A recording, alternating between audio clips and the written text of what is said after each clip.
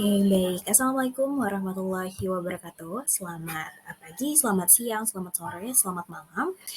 Alhamdulillahirrabbilalamin. Segala puji bagi Allah Subhanahu wa Ta'ala karena saya telah diberikan kesehatan dan kesempatan untuk dapat memaparkan mini skripsi dalam mata kuliah MPK Komunikasi 1 kuantitatif yang diampu oleh Ibu Dr. Kinkin Yuliati SPM CCBR, yang pada kali ini saya mengangkat tema atau judul di mini skripsi kuantitatif ini adalah pengaruh media sosial terhadap komunikasi interpersonal keluarga, homeschooling anggota klub OASE. Baik, izinkan saya untuk memaparkan terkait penelitian atau mini skripsi yang telah saya buat.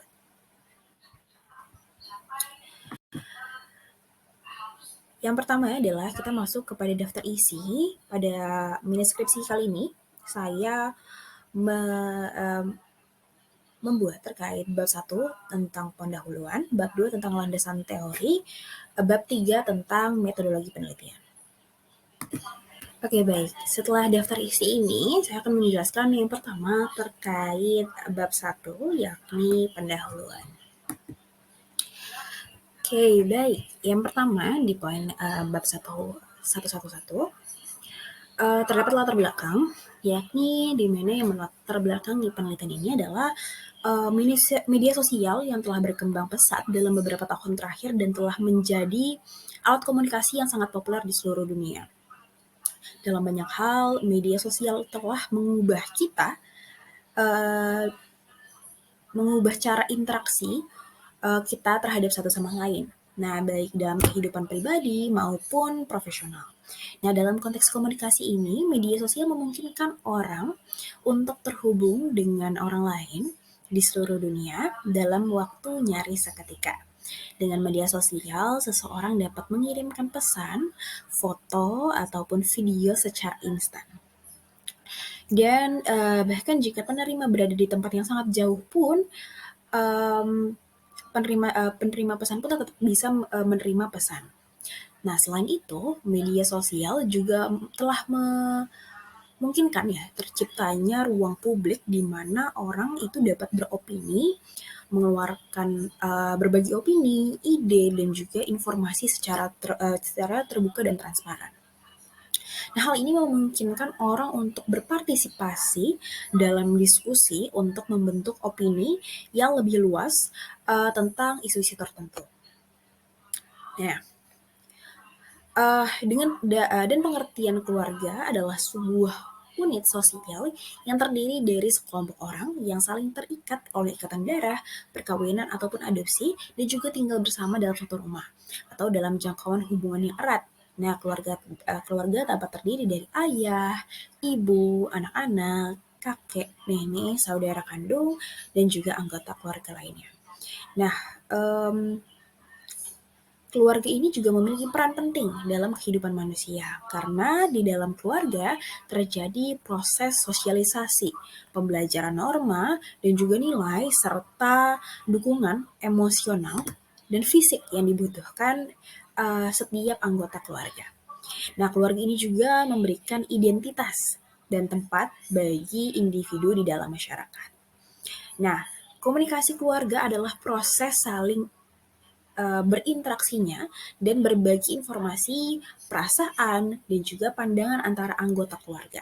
Nah, komunikasi keluarga yang baik sangat penting dalam membangun hubungan yang sehat antara anggota keluarga, yang dapat mempengaruhi kepada kesehatan fisik, mental seluruh anggota keluarga. Nah, pengaruh media sosial pada komunikasi keluarga ini bisa memiliki dampak yang bervariasi, tergantung pada bagaimana media sosial digunakan dalam konteks sebuah keluarga tersebut. Nah, beberapa mungkin pengaruh nih media sosial yang terjadi pada komunikasi keluarga. Yang pertama adalah meningkatkan keterhubungan, di mana media sosial ini dapat membantu keluarga terpisah jarak secara fisik. untuk tetap terhubung gitu. Misalkan terdapat keluarga yang terpisah karena anggotanya berpergian atau pindah ke luar negeri, dapat menggunakan media sosial seperti video call atau chat untuk berkomunikasi secara langsung.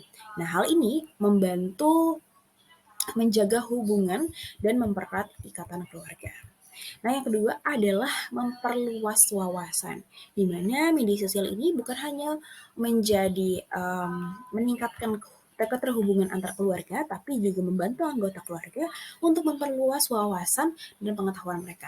Dengan mengikuti akun-akun yang relevan dengan minat mereka, anggota keluarga pun dapat belajar hal-hal baru dan memperkaya percakapan mereka dalam keluarga.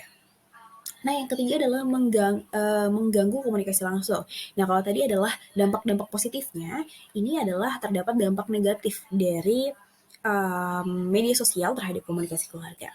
Nah, mengganggu komunikasi secara langsung karena terlalu banyak menghabiskan waktu di media sosial.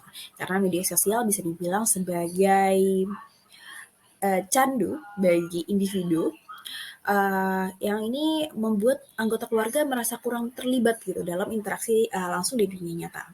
Hal ini dapat mengganggu komunikasi keluarga dan mengurangi interaksi langsung di antara anggota keluarga. Nah, selanjutnya adalah menimbulkan konflik di mana media sosial ini bukan hanya menjadi sumber kebermanfaatan, tapi juga dapat menjadi sumber konflik dalam keluarga.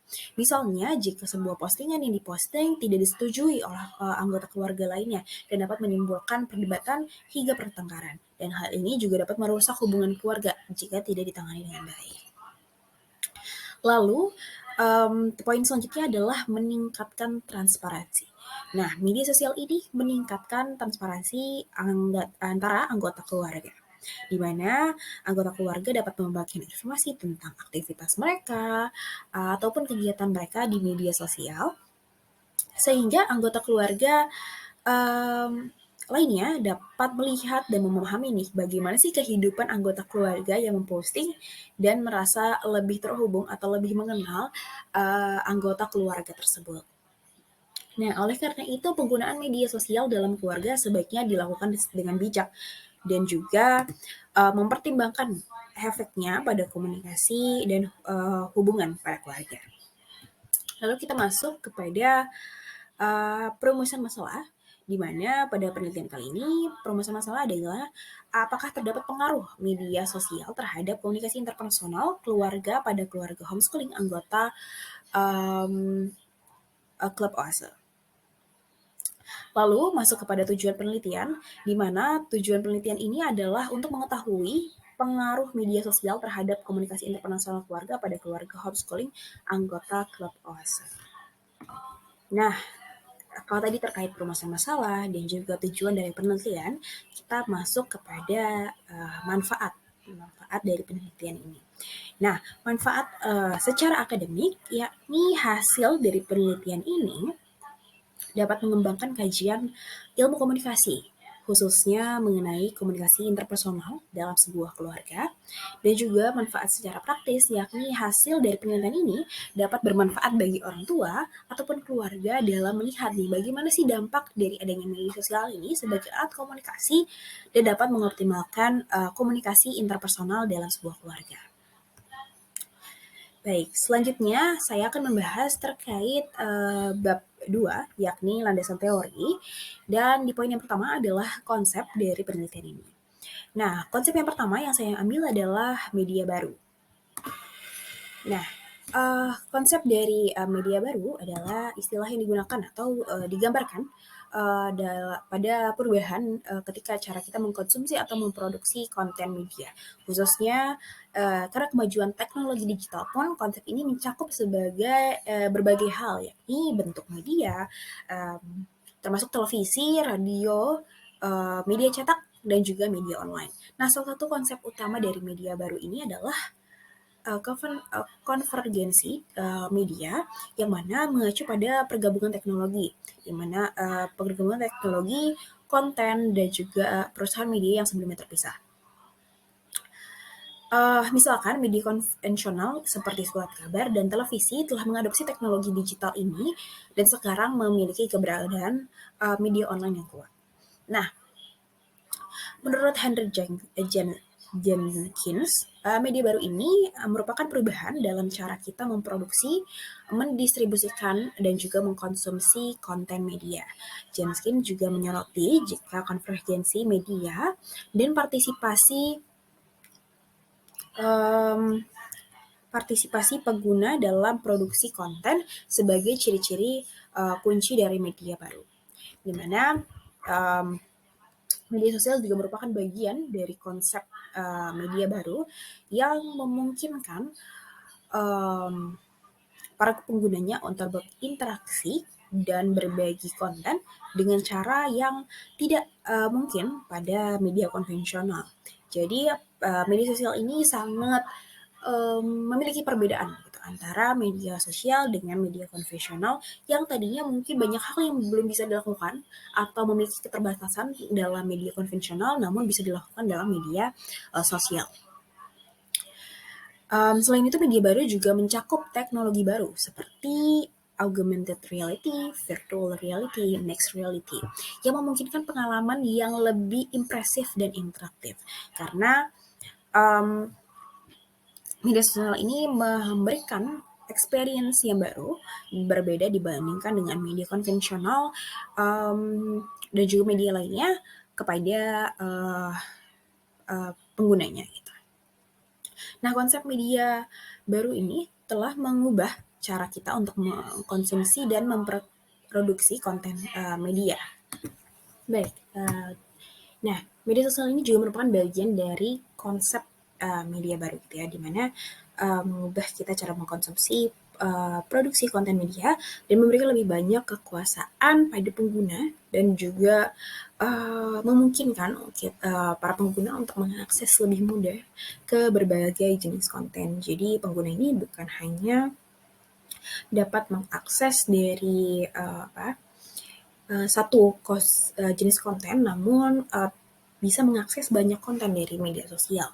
Nah, namun konsep ini juga menimbulkan tantangan baru dalam hal keamanan dan juga privasi, serta dalam mempertahankan kredibilitas dan integritas konten. Karena semakin banyak informasi yang dapat bisa diakses, semakin besar juga tantangan baru dalam hal keamanan, privasi, dan juga kredibilitas serta integrasi konten. Nah, kita masuk kepada konsep yang kedua, yakni konsep komunikasi antar pribadi, di mana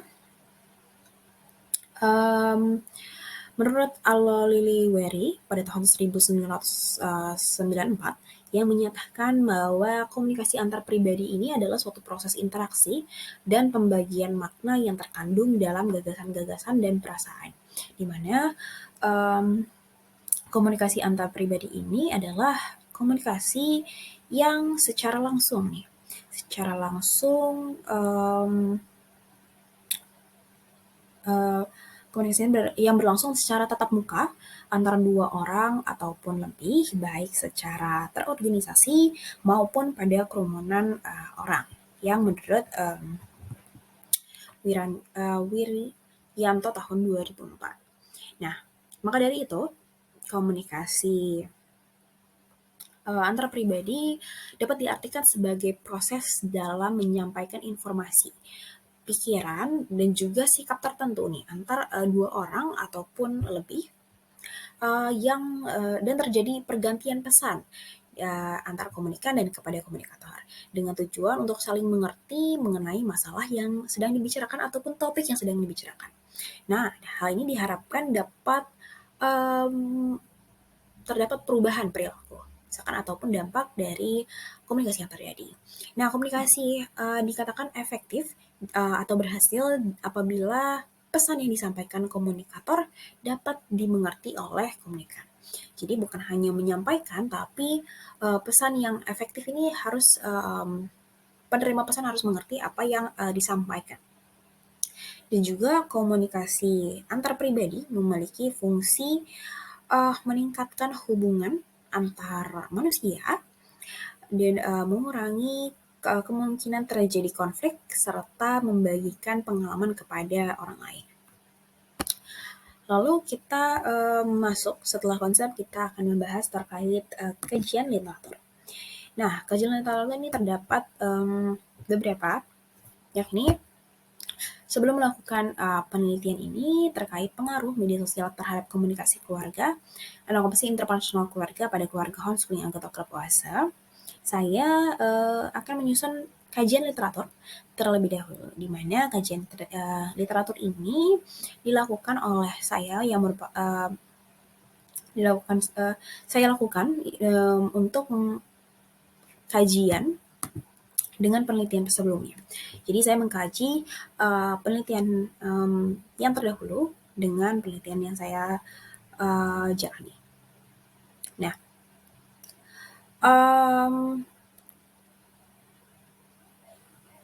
penelitian yang saya terdahulunya adalah sejenis atau memiliki kaitan dan penelitian yang dilakukan oleh peneliti, di mana semuanya terdapat variabel yang sama pada penelitian kali ini. Nah, berikut untuk beberapa penelitian yang dapat yang saya jadikan acuan untuk melakukan penelitian ini.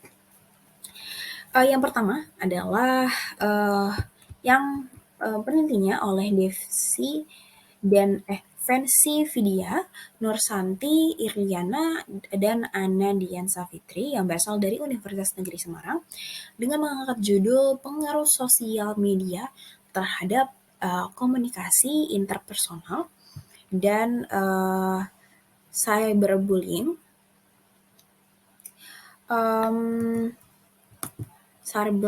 pada remaja. Nah, tujuan dari penelitian ini adalah untuk mengetahui dan membuktikan apakah media sosial ini dapat berpengaruh terhadap komunikasi interpersonal dan cyberbullying pada remaja.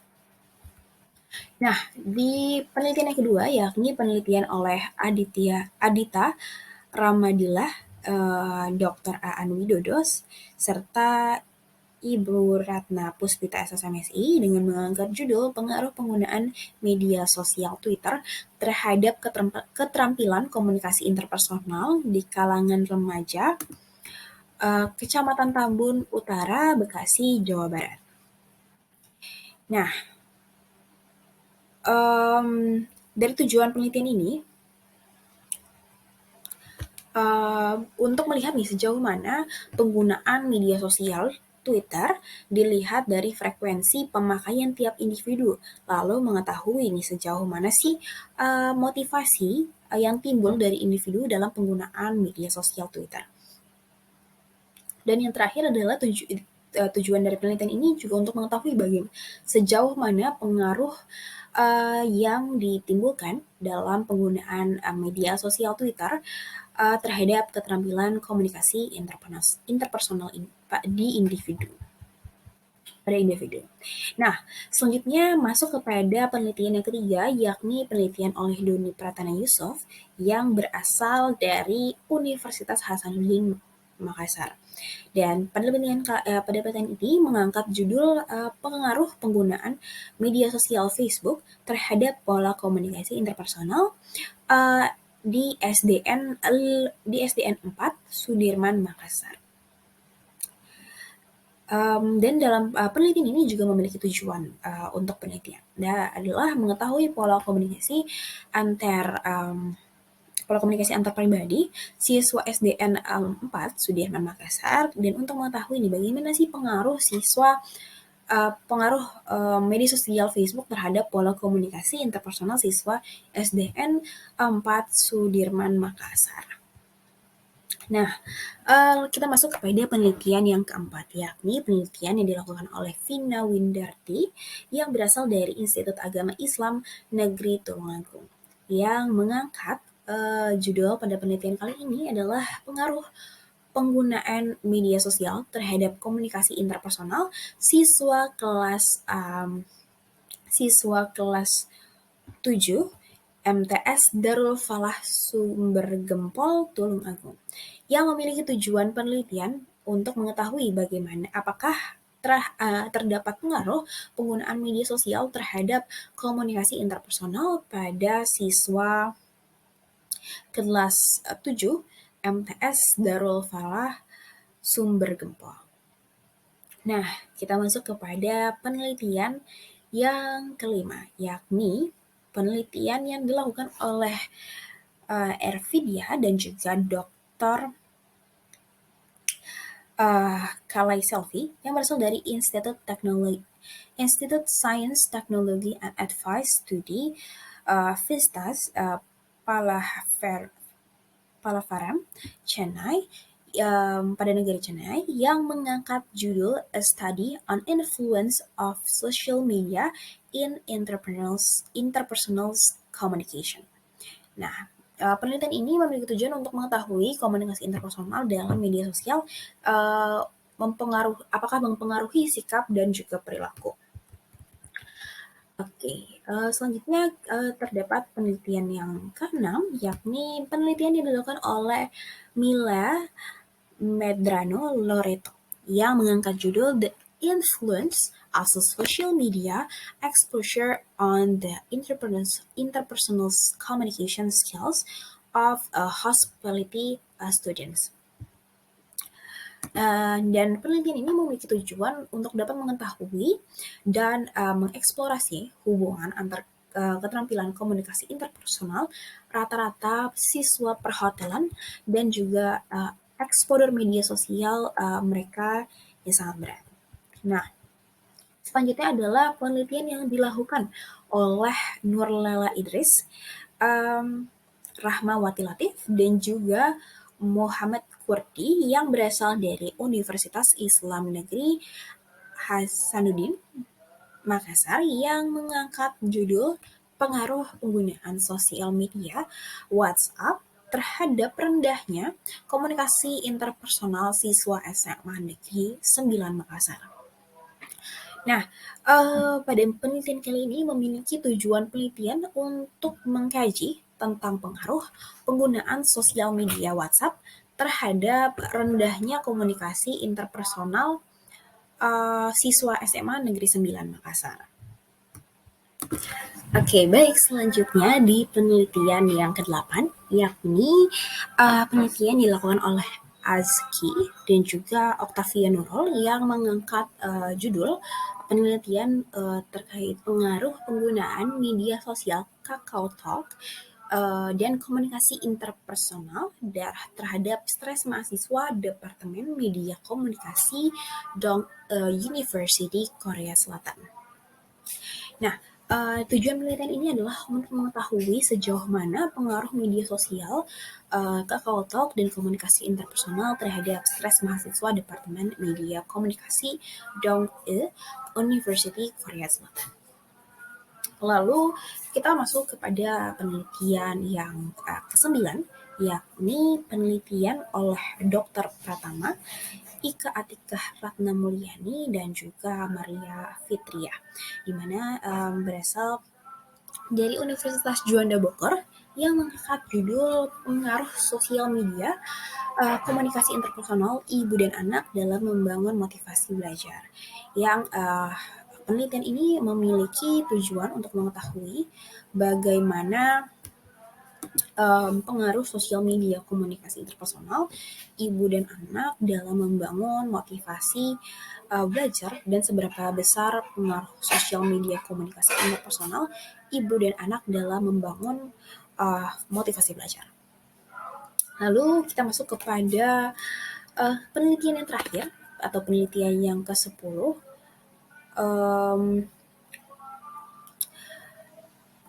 yang diteliti oleh penelitian ini dilakukan oleh Dr. Langket Andrew Chris yang berasal dari Moy University Department of Communications Studies yang mengangkat judul dalam penelitiannya yakni Social Media Networking and its influence on interpersonal face-to-face oral communication at a family level, a qualitative study of selected families in Aldertown, Kenya. Dan penelitian ini bertujuan untuk menyelidiki nih, apakah masuknya media sosial ini dapat mengorbankan atau berdampak pada komunikasi interpersonal yang terganggu pada tingkat tatap muka dan juga merekomendasikan apa yang dapat dibuat untuk meringankannya.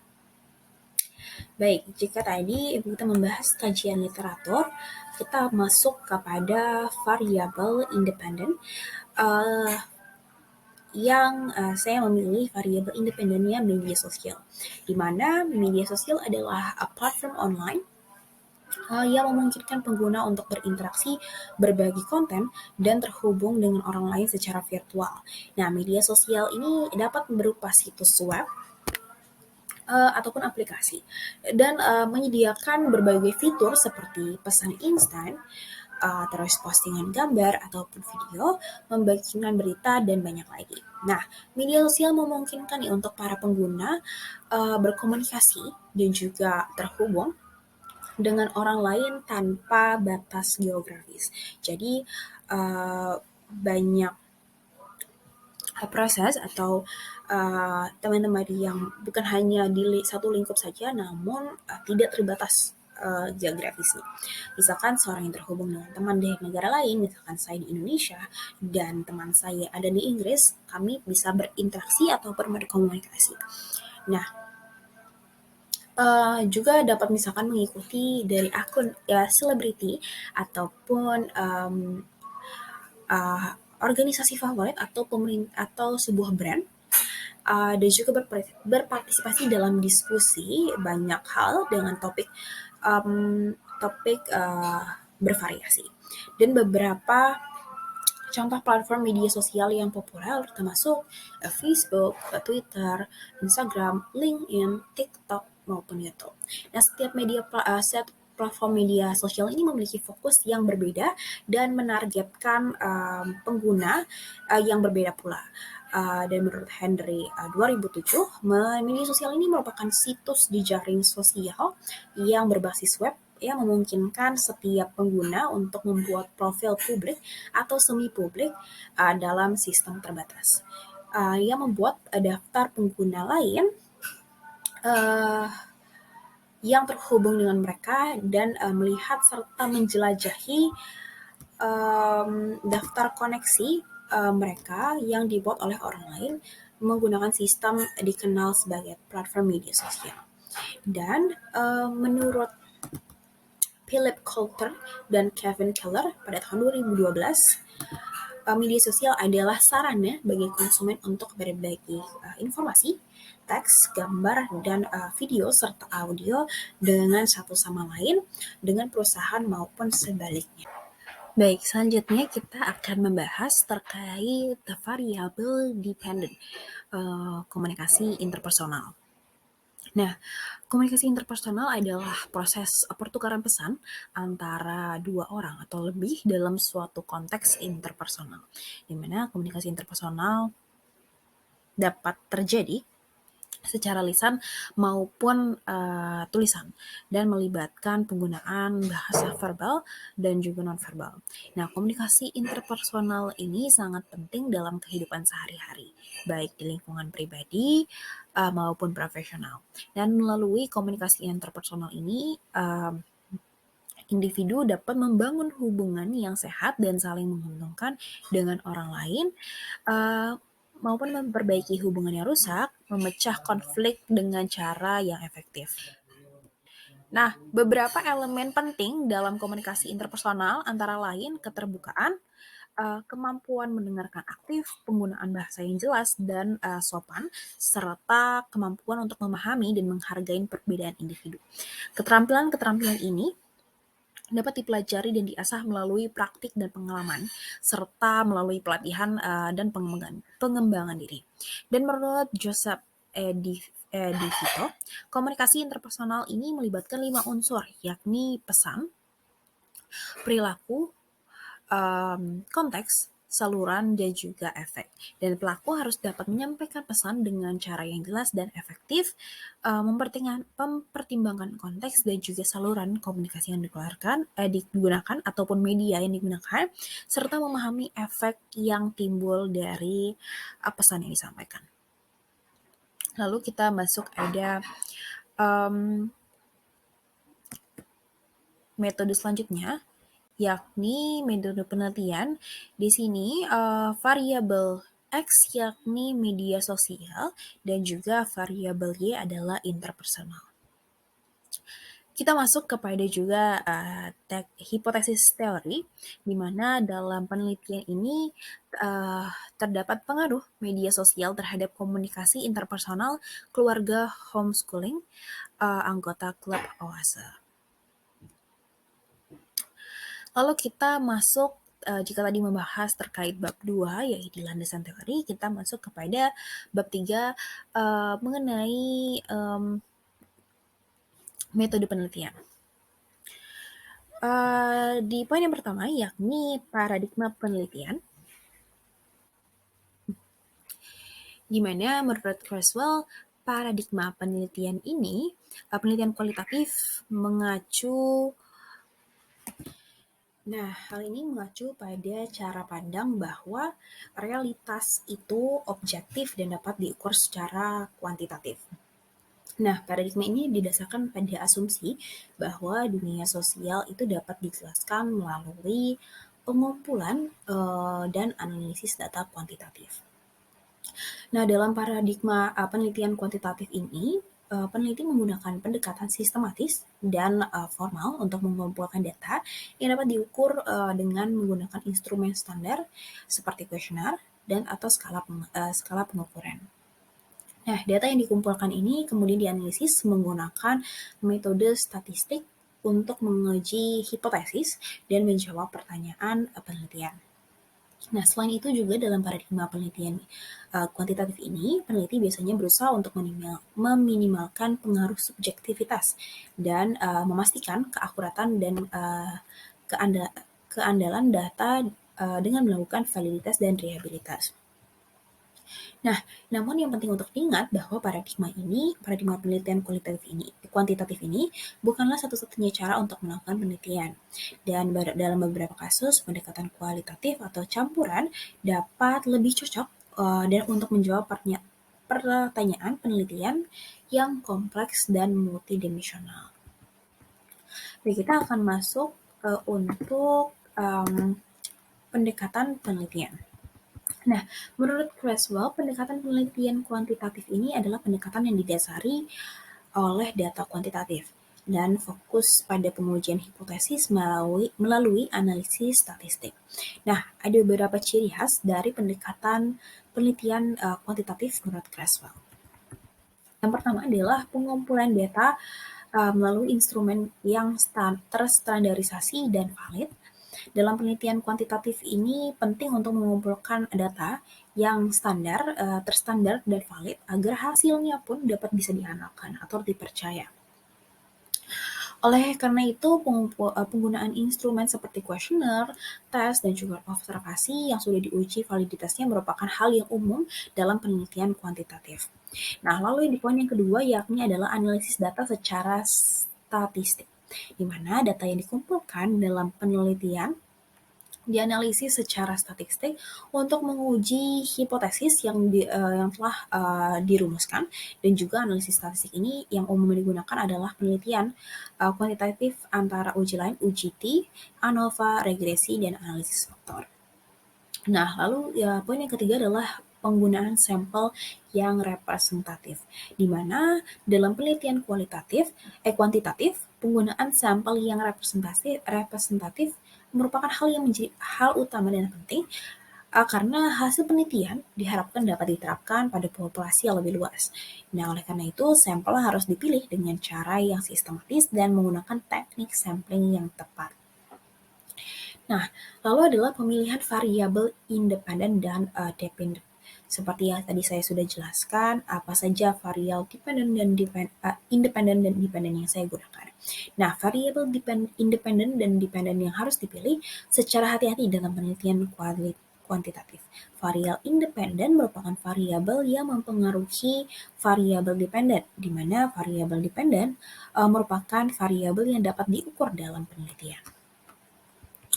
Nah, kita masuk ke dalam keseluruhan penelitian kuantitatif ini ada 4 tahapan, yaitu perumusan masalah penelitian, pengumpulan data, analisis data, dan juga interpretasi hasil penelitian. Dan metodologi penelitian kuantitatif ini dapat diterapkan dalam berbagai disiplin ilmu, seperti ilmu sosial, komunikasi, psikologi, ekonomi, dan ilmu lainnya. Lalu kita masuk kepada metode penelitian. Nah, metode penelitian kuantitatif ini adalah suatu prosedur penelitian ilmiah yang menghasilkan data numerik atau kuantitatif yang dapat diukur dan dianalisa secara statistik untuk mengidentifikasi pola, hubungan, tren yang terkait dengan variabel yang diteliti. Menurut Malhotra, metode penelitian kuantitatif ini melibatkan beberapa langkah penting, yakni identifikasi dan formulasi masalah penelitian yang hal ini bertujuan untuk menentukan pertanyaan penelitian dan tujuan penelitian. Lalu adalah desain penelitian, di mana menentukan jenis penelitian yang akan dilakukan seperti survei, eksperimen, ataupun studi kasus, serta menentukan sampel yang digunakan. Lalu ketiga adalah pengumpulan data. Uh, Pengumpulan data ini melalui instrumen seperti kuesioner, wawancara, dan juga observasi.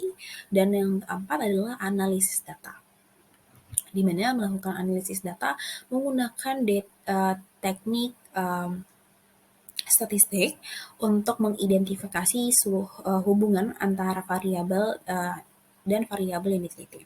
Dan juga ada interpretasi data, di mana hal ini menafsirkan hasil analisis dari data untuk menjawab pertanyaan penelitian dan membuat kesimpulan.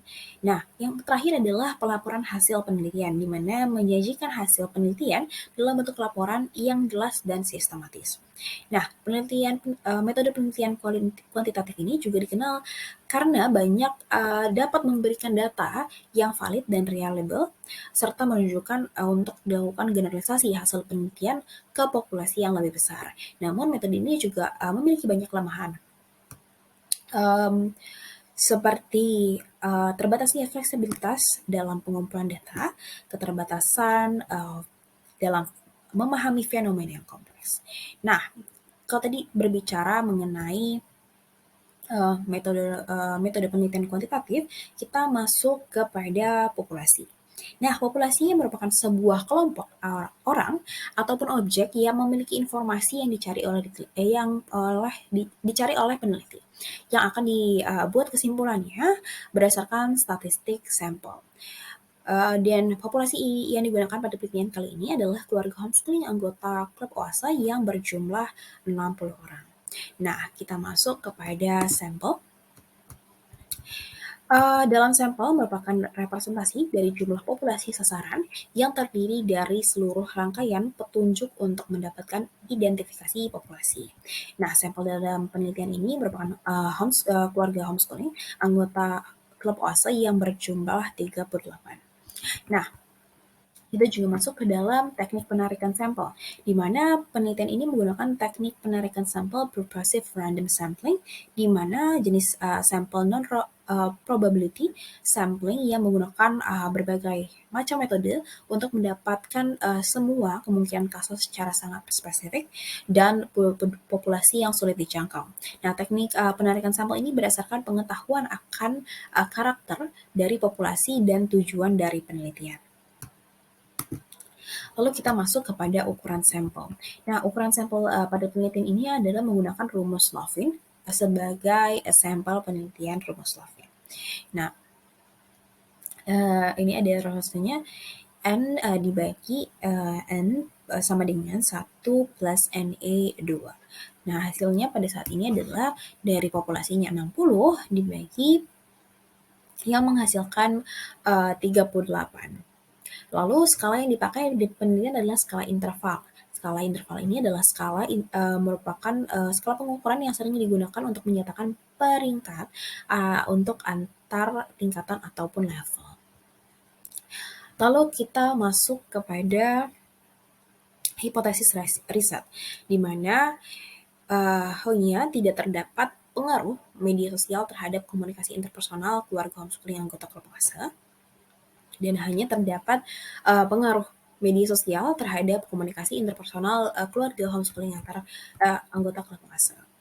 Dan juga terdapat hipotesis statistik di mana B plus sama dengan 0 dan tidak sama dengan 0. Nah, baik, kita langsung masuk kepada metode pengumpulan data. Nah, data merupakan bukti ataupun informasi empiris yang dikumpulkan seseorang secara hati-hati sesuai dengan aturan prosedur. Nah, bisa jadi kualitatif ataupun kuantitatif. Dan data penelitian ini dibagi menjadi dua jenis, yakni data primer dan yakni data kualitatif dan juga data kuantitatif yang digunakan dalam penelitian. Nah, data yang diperoleh dikumpulkan langsung di lapangan oleh orang yang melakukan penelitian ataupun yang bersangkutan. Nah, selanjutnya data sekunder adalah data kualitatif dan data kuantitatif yang digunakan dalam penelitian. Nah, data yang diperoleh atau dikumpulkan oleh orang yang melakukan penelitian dari sumber-sumber yang telah ada atau didokumentasikan dan ditulis oleh sejarawan atau orang lain yang tidak berpartisipasi secara langsung pada acara. Nah, penelitian dalam judul pengaruh media sosial terhadap komunikasi interpersonal keluarga homeschooling anggota klub OASE ini menggunakan metode pengumpulan data yakni primer dengan kuesioner ataupun angket. Kita masuk kepada metode pengukuran data gitu ya. Nah, metode pengumpulan data ini dibagi menjadi dua, yakni validitas, di mana validitas ini adalah alat ukur untuk mengukur apa yang harus diukur dan seberapa akurat alat ukur tersebut. Dalam konteks penelitian, validitas berarti sejauh mana suatu instrumen pengukuran yang digunakan dalam penelitian benar-benar mengukur konsep yang sedang diteliti. Dalam hal ini, validitas menentukan sejauh mana hasil penelitian dapat diandalkan dan akurat. Nah, jika instrumen pengukuran tidak valid, maka hasil penelitian itu tidak dapat diandalkan dan dapat mengarah pada kesimpulan yang salah.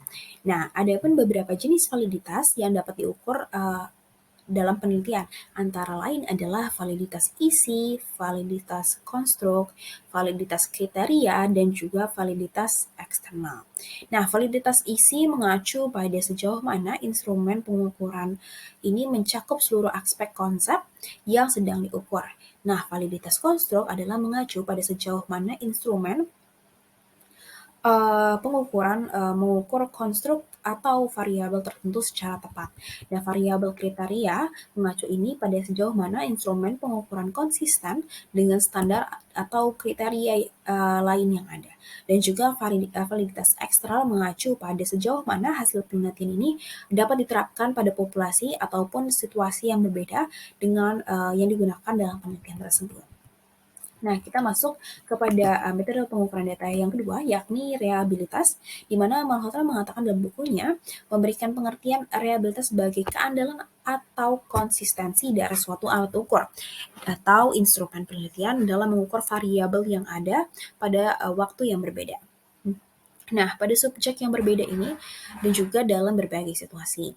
Nah, dalam konteks penelitian, reliabilitas ini mengacu pada seberapa akurat dan andal suatu alat ukur dan atau instrumen penelitian dalam mengukur variabel yang sama di berbagai situasi. Nah, oleh karena itu penting bagi peneliti untuk memastikan bahwa alat ukur atau instrumen penelitian ini yang digunakan memiliki tingkat reliabilitas yang memadai untuk memastikan dari keabsahan hasil dari penelitian tersebut. Lalu kita masuk kepada metode analisis data. Metode analisis data menurut Malhotra ini serangkaian teknik yang digunakan untuk menganalisis data dalam penelitian bisnis dan pemasaran. Nah, metode ini dikembangkan oleh Naresh K. Malhotra, seorang pakar pemasaran dan peneliti bisnis terkemuka. Beberapa teknik analisis data yang termasuk dalam metode Malhotra antara lain adalah analisis faktor, teknik yang digunakan untuk mengidentifikasi faktor-faktor utama yang mempengaruhi perilaku konsumen ataupun variabel-variabel terkait dalam penelitian bisnis. Dan juga analisis regresi, teknik ini digunakan untuk menguji nih hubungan antar dua atau lebih variabel, dan analisis regresi ini sering digunakan untuk memprediksi nilai variabel yang tidak diketahui berdasarkan nilai variabel yang diketahui. Lalu terdapat juga analisis jalur, di mana teknik ini digunakan digunakan mempelajari hubungan antar beberapa variabel dalam suatu dalam suatu model yang kompleks, dan analisis jalur ini dapat digunakan untuk menguji teori ataupun model yang diajukan. Lalu di analisis yang keempat yakni analisis diskriminan, di mana analisis ini membedakan antara kelompok-kelompok yang berbeda berdasarkan karakteristik tertentu, di mana analisis diskriminan ini sering digunakan dalam penelitian pemasaran untuk mengidentifikasi faktor-faktor yang membedakan antara pelanggan yang loyal dan pelanggan yang tidak loyal. Dan juga yang terakhir adalah analisis cluster, di mana teknik ini digunakan untuk mengkelompokkan data berdasarkan kesamaan karakteristik, di mana analisis karakter ini digunakan dalam penelitian pasar untuk mengidentifikasi kelompok-kelompok pasar yang berbeda. Nah, dalam melakukan analisis data, penting untuk melihat teknik yang sesuai dengan jenis data yang dianalisis. Nah, selanjutnya adalah terkait analisis data univariat, di mana analisis data univariat ini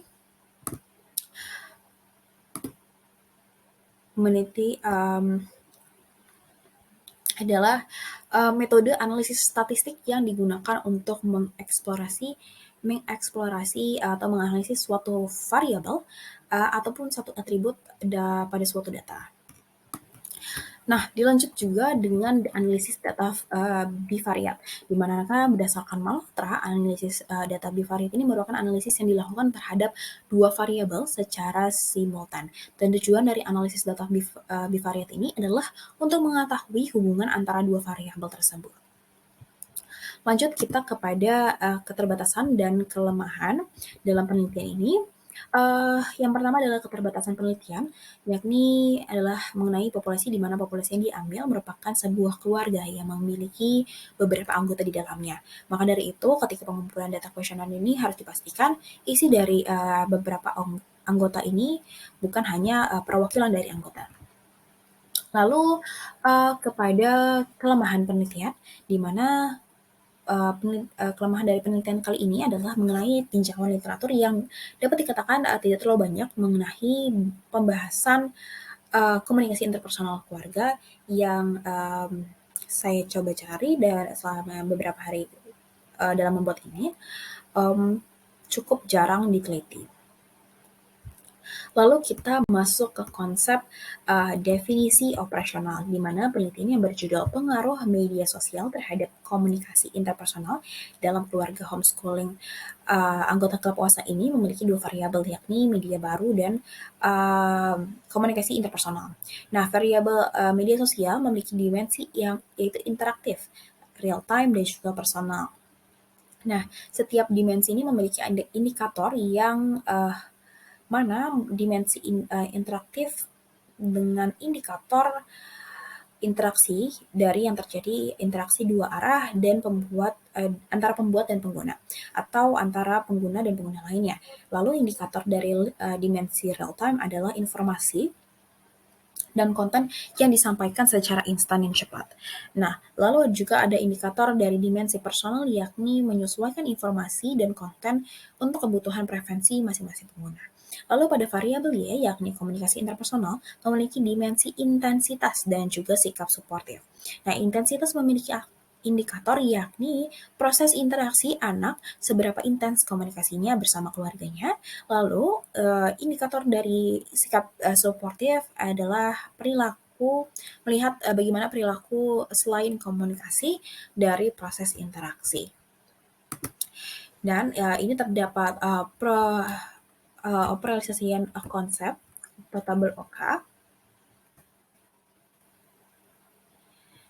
Baik, sekian penjelasan terkait mini skripsi dalam mata kuliah MPK Komunikasi 1 kuantitatif. Mohon maaf apabila ada terdapat kesalahan. Kurang lebihnya mohon maaf. Wassalamualaikum warahmatullahi wabarakatuh.